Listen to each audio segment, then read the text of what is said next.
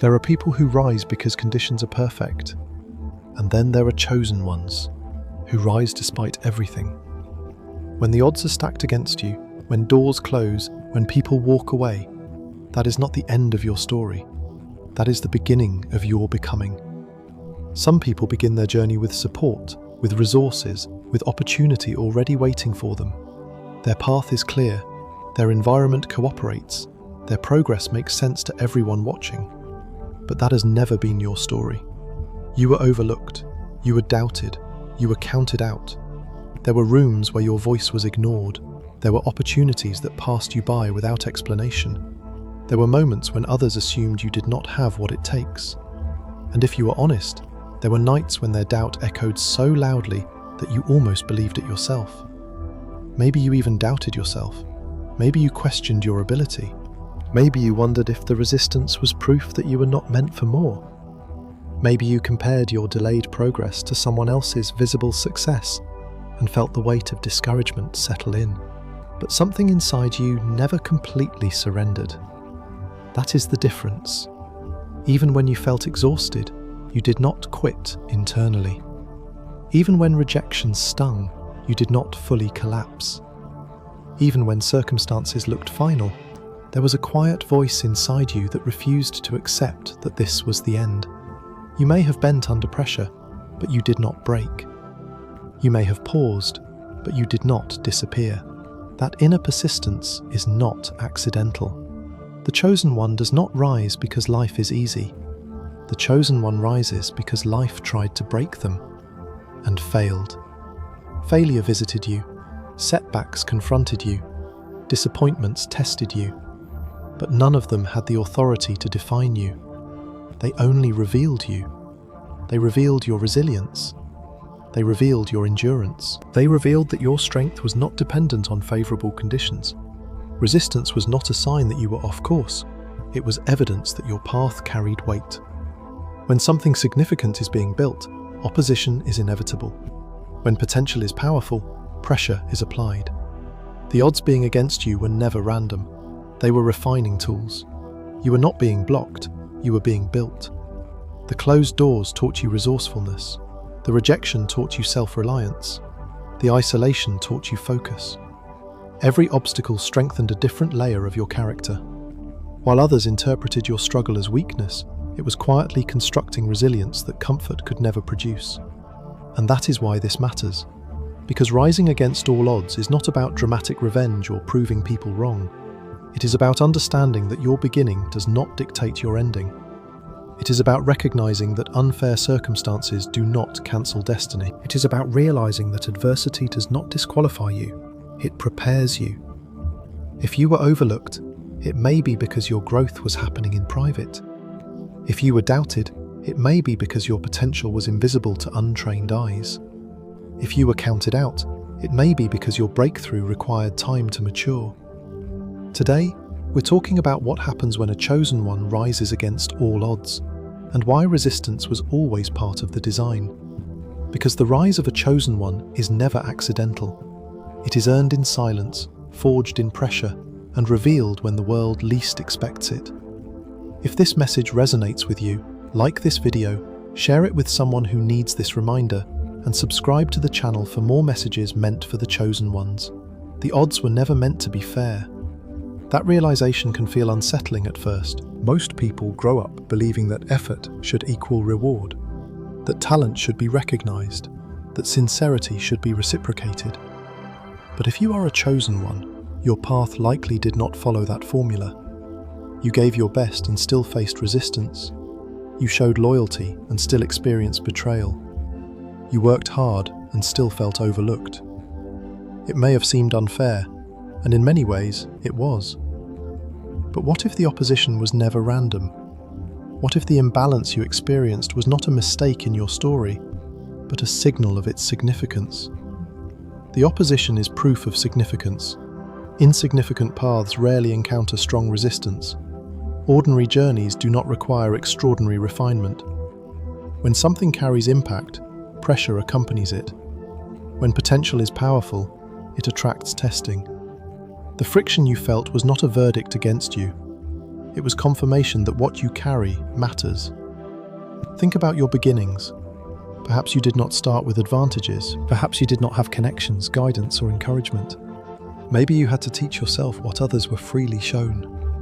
Maybe you had to develop confidence in environments that constantly questioned you. Maybe you learned independence because there was no other option. Unfair beginnings shape a different kind of strength. When support is limited, resourcefulness expands. When comfort is scarce, discipline forms. When affirmation is absent, self-awareness deepens. The absence of ease forces internal development. It demands that you build what others inherited. At the time, it feels isolating. It feels like you are constantly playing catch-up. You watch others move forward with visible backing, while you construct your foundation alone. You question why your process seems slower, heavier, more complicated. But slow construction often creates stronger architecture. The lack of support can be one of the most defining forces in your development. When people did not believe in you, you had to learn to believe in yourself. When encouragement was inconsistent, you had to cultivate self-motivation. When applause was rare, you had to detach from the need for recognition. Support can accelerate progress, but the absence of support can fortify identity. If everyone had validated you early, you might have become dependent on their approval. If everyone had opened doors for you, you might never have developed the resilience to build your own. The silence around you was not proof that you were incapable. It was training you to stand without external reinforcement. And then there were the repeated setbacks. Just when you thought momentum was building, something interrupted it. Just when clarity appeared, confusion returned. Just when you felt stable, circumstances shifted. It may have felt like a cycle designed to discourage you, but repeated setbacks refine emotional endurance. Each fall forced you to recalibrate. Each disappointment required you to reassess. Each delay tested your commitment. You could have quit at multiple points. You had valid reasons to stop. But something in you kept recalculating instead of retreating. Chosen ones are often tested early. Early testing builds long-term capacity. It prevents fragility. It strengthens discernment. It exposes weaknesses before responsibility increases. If you had been elevated without pressure, you might have lacked the stability to sustain that elevation. Testing early prevents collapse later. When hardship arrives early in life, it accelerates maturity. You learn to read people more carefully. You learn to analyze situations more strategically. You learn to manage emotions instead of being ruled by them. Struggle sharpens perception. It increases awareness. It forces depth. This is why your resilience may feel abnormal compared to others. You endured what many would not tolerate. You adapted where others would have withdrawn. You remained composed where others would have reacted impulsively. That abnormal resilience was not accidental. Hardship develops strategic thinking. When your path is smooth, you rarely need strategy. But when obstacles are consistent, you are forced to think critically. You learn to anticipate problems. You learn to adjust quickly. You learn to conserve energy. You become deliberate instead of reactive. Emotional control is also forged in difficulty. When you have experienced rejection multiple times, you either crumble or you stabilize. When you have faced betrayal, you either become reckless or you become discerning. Hardship confronts your emotional responses and demands refinement. At first, you may have reacted strongly. Frustration may have overwhelmed you. Doubt may have clouded your thinking. But over time, something shifted. You began responding instead of reacting. You began observing instead of absorbing. You began choosing composure over chaos. That evolution did not happen in comfort. It happened under pressure. Perspective is everything. If you interpret your heavier path as punishment, you shrink. If you interpret it as preparation, you expand. The weight you carried was never random. It was conditioning you for impact that requires stability. If your path felt heavier, it is because your capacity had to be greater. Greater capacity requires greater testing. Influence requires emotional discipline. Leadership requires internal clarity. Impact requires resilience. The pressure you endured was scaling you internally, so that when opportunity arrives, you do not collapse under its responsibility. Many people desire elevation, Few are willing to endure the preparation that sustains it. You were placed in situations that demanded more from you, more patience, more restraint, more focus, more endurance. At times, it may have felt unfair that you had to grow faster, adapt quicker, recover stronger, but growth that is forced through adversity often becomes permanent. You did not just learn how to survive, you learned how to adjust. You learned how to analyze. You learned how to endure without losing your identity. Those skills are not common, they are forged. And here is the deeper truth. If the odds had been fair, you might not have become who you are. Fair odds would have required less effort, less reflection, less emotional control. Fair conditions may have produced average resilience, but you were not being shaped for average outcomes. The unfairness trained you to operate under pressure. It trained you to remain steady when conditions fluctuate. It trained you to find clarity in confusion. It trained you to build strength without applause. Now, when obstacles arise, you do not panic the way you once did. You assess, you adjust, you move. That composure is the byproduct of every unfair season you endured. The opposition you faced was not proof that you were off track. It was confirmation that your path demanded refinement. The resistance was strengthening your foundation.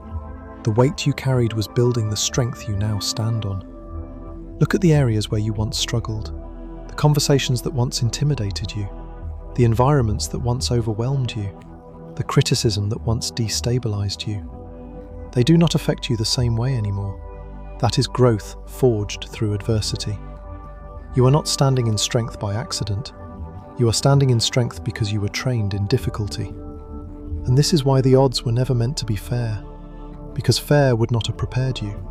Fair would not have stretched you. Fair would not have revealed your depth. You were not being singled out for suffering. You were being sculpted for significance. When you understand that, the narrative shifts. You stop asking why it was harder for you. You start recognizing what it built in you. You stop comparing your timeline to others. You start appreciating the durability you developed. The odds were stacked, yes, but stacking odds against you required you to stack strength within you. And now, that internal strength is something no external circumstance can easily dismantle. The weight you carried was building the strength you now stand on. Every rise has a turning point, not the kind that makes headlines, not the kind that draws applause. The real turning point is invisible. It happens internally, in silence, long before the world notices any change. It is the moment a chosen one makes a decision that cannot be undone. Rising begins with an internal decision. Before circumstances improve, before opportunities appear, before validation returns, something shifts inside you. It is subtle at first. You grow tired of repeating the same emotional cycle, tired of replaying the same disappointment, tired of feeling defined by what went wrong. You realize that staying down is a choice. For a long time, it may have felt like circumstances controlled you. The unfair beginning, the lack of support, the repeated setbacks. You had evidence, you had reasons, you had explanations, and many of them were valid. What happened to you was real. The obstacles were real. The resistance was real. But eventually you reach a point where explanation is no longer enough. The moment you stop blaming circumstances is the moment momentum begins to return. Blame is understandable, but it is heavy. It anchors you to the event. It ties your identity to what was done to you. As long as blame dominates your thinking, your power remains external. Your progress depends on something changing outside of you. Then one day, clarity hits. You realize that while you cannot control what happened, you can control what happens next. You realize that circumstances may have knocked you down, but they do not have the authority to keep you there. That recognition is uncomfortable at first, because it removes the safety of victimhood. Ownership is heavier than blame, but ownership is also liberating.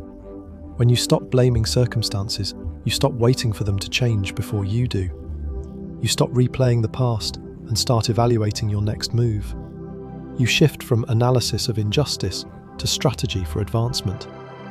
You begin asking yourself different questions, and then comes another defining shift. The moment you stop seeking rescue. At some point, many people wait for someone to save them. a mentor to notice them, a friend to advocate for them, a connection to open the right door, a sudden breakthrough to erase the struggle. There is nothing wrong with support, but dependency on rescue delays resilience. When you are constantly waiting to be lifted, you postpone learning how to stand. The chosen one eventually understands that rescue is not the strategy. Self-responsibility is. You begin to realize that no one else can carry your vision with the same urgency.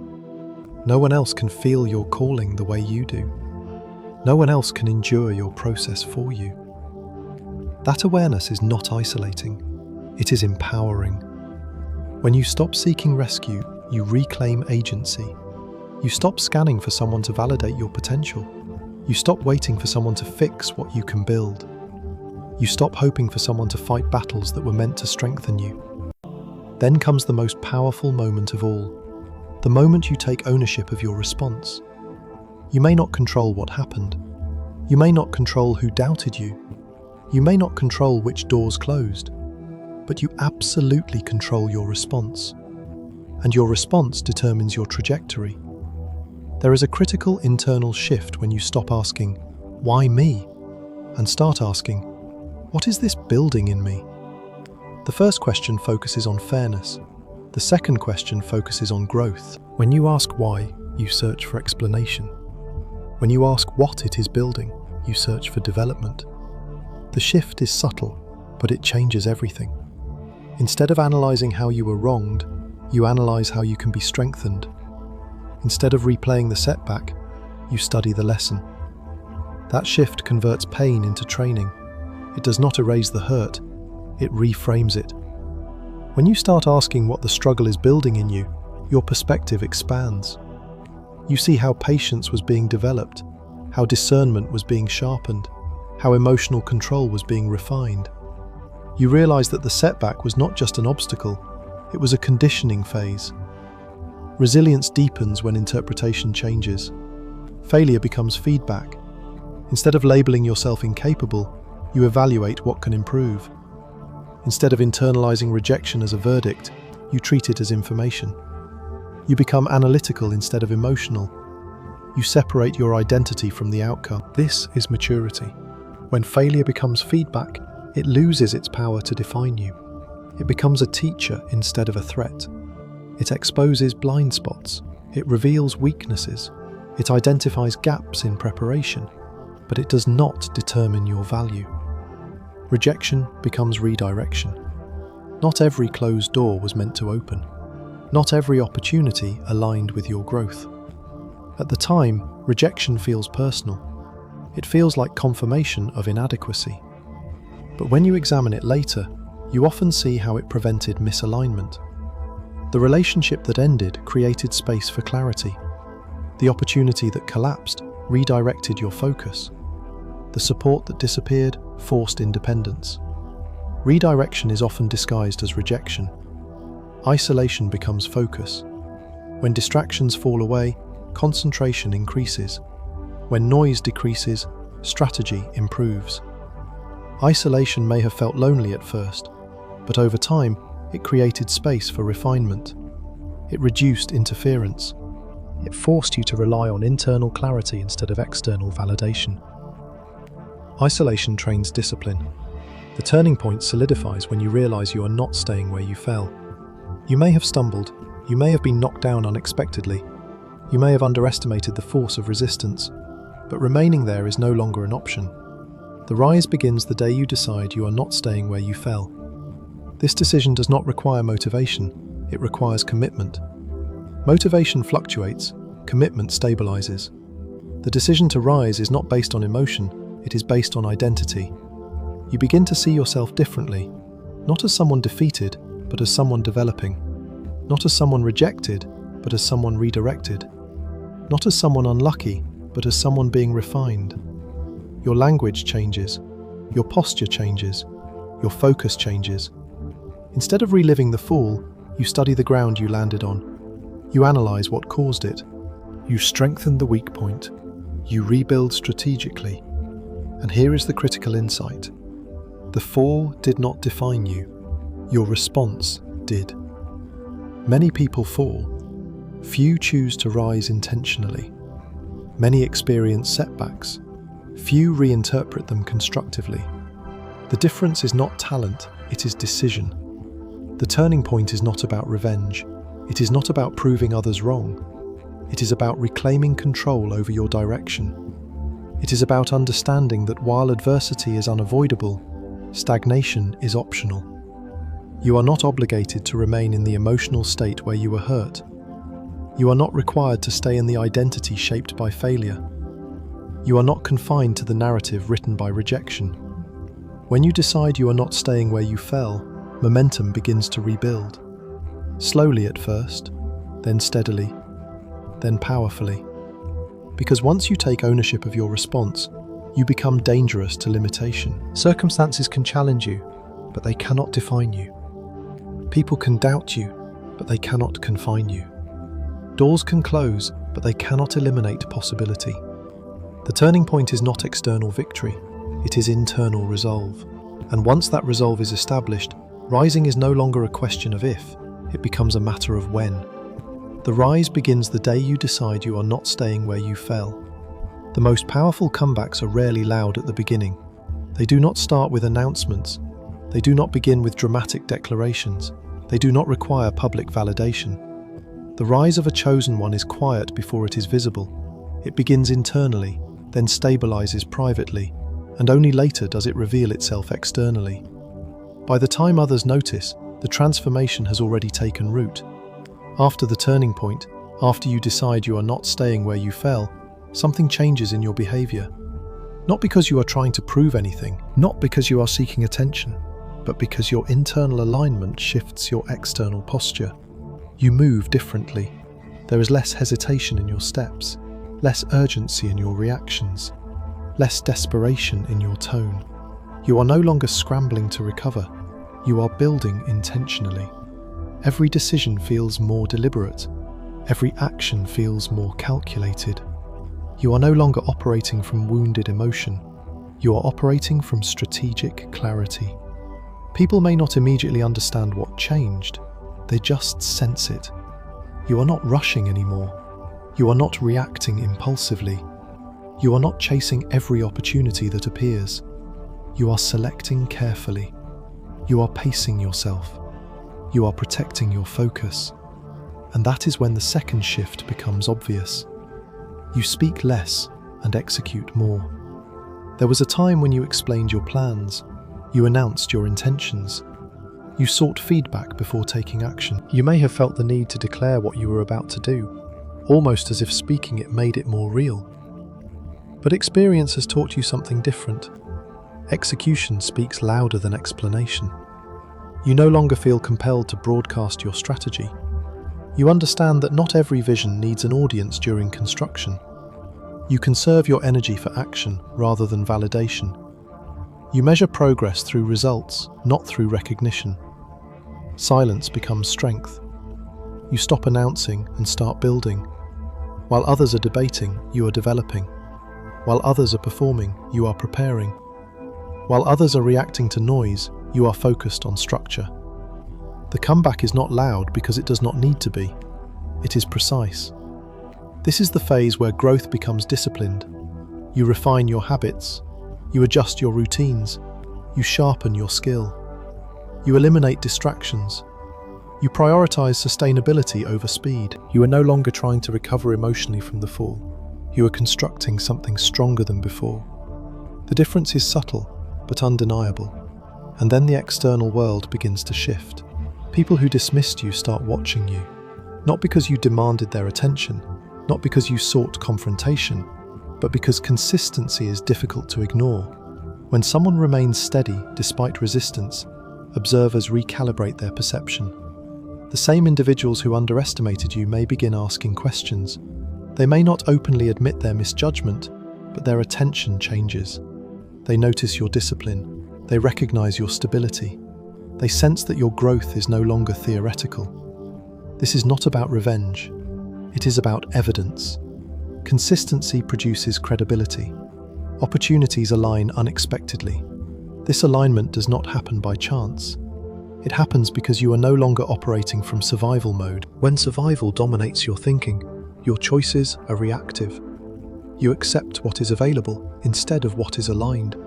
You move from urgency rather than intention. But now, something is different. Confidence replaces survival mode. You are no longer trying to escape failure. You are building toward excellence. You are no longer chasing opportunity from fear of scarcity. You are selecting opportunity from a place of worth. That shift changes the type of doors that open. Aligned opportunities require internal readiness. When your mindset matures, your environment responds. When your discipline stabilizes, trust increases. When your emotional control strengthens, leadership potential expands. You begin attracting situations that match your growth. This is the energetic principle at work. When belief replaces fear, momentum accelerates. Fear creates hesitation. Belief creates movement. Fear fragments focus. Belief concentrates it. When you operated from insecurity, you second-guessed yourself. You delayed decisions. You overanalyzed outcomes. That hesitation slowed momentum. Now belief drives you. Belief is not blind optimism. It is grounded certainty in your capacity. It is trust built from endurance. It is confidence developed through testing. You believe not because everything is perfect, but because you have survived imperfection repeatedly. Momentum accelerates because doubt decreases, and consistency compounds. Small, disciplined actions accumulate quietly. Daily improvements stack. Incremental progress builds foundation. What once felt slow begins to multiply. What once seemed insignificant becomes substantial. Compounding is powerful because it is subtle. The chosen one does not rise overnight. The chosen one rises gradually, steadily, intentionally. Each decision reinforces the next. Each success strengthens belief. Each setback becomes manageable rather than catastrophic. Then one day, what was built in silence becomes visible. The rise no one expected becomes undeniable. Those who assumed you were finished begin reassessing their conclusions. Those who believed your setback defined you realize they misunderstood the process. Those who underestimated your resilience witness the outcome of your discipline. They thought you were finished. You were just being formed. Formation happens in obscurity. Formation happens when no one is applauding. Formation happens when doubt is louder than encouragement. Formation happens when progress is internal rather than visible. You were not declining, you were developing. The fall was not the end of your narrative, it was the beginning of refinement. The silence was not stagnation, it was strategic focus. The delay was not disqualification, it was preparation. Now when you walk into rooms, your presence feels different. Not because you are louder, not because you demand recognition, but because your composure reflects experience. Your steadiness reflects discipline. Your restraint reflects maturity. The rise no one expected is powerful precisely because it was not performed. It was earned. You did not need public sympathy to rebuild. You did not need validation to refine. You did not need applause to continue. You needed only one decision, to rise. And once that decision was made, everything else followed. The comeback is quiet before it is visible, but when it becomes visible, it is undeniable. They thought you were finished. You were just being formed. By now you can see the pattern clearly. The odds were never random. The resistance was never accidental. The setbacks were never final. Everything that felt like opposition was shaping identity. Everything that felt like delay was developing endurance. Everything that felt like isolation was strengthening independence. This is not coincidence. This is construction. If the odds were against you, it means your impact is significant. Ordinary paths do not attract extraordinary resistance. Average potential does not require intense refinement. The weight you carried was proportional to what you were being prepared to hold. Pressure does not follow irrelevance, it follows potential. If you were underestimated, it means your growth was invisible. Some transformations happen in silence, some strength develops in private. Not everyone has the perception to recognize what is forming beneath the surface. Underestimation often reveals limited vision in others, not limited capacity in you. And if you survived what should have broken you, then you were built differently. There were moments that could have ended your confidence, seasons that could have destroyed your motivation, circumstances that could have permanently altered your belief in yourself. Yet you are still here, still standing, still building, still rising. That is not normal resilience. That is refined resilience. The chosen one does not rise because the storm stops. The chosen one rises because they learn to stand in the storm.